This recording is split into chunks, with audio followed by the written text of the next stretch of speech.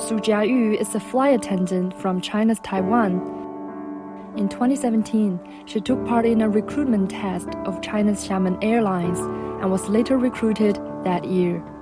Su said she made the decision after seeing great opportunities brought by the rapid development of the Chinese mainland.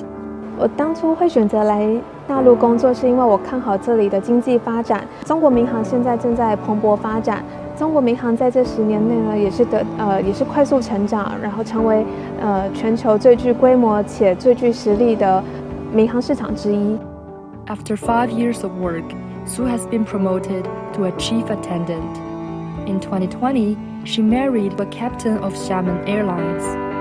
我是南方人，那我先生是北方人，具有不同的文化背景，我们学会了爱跟包容。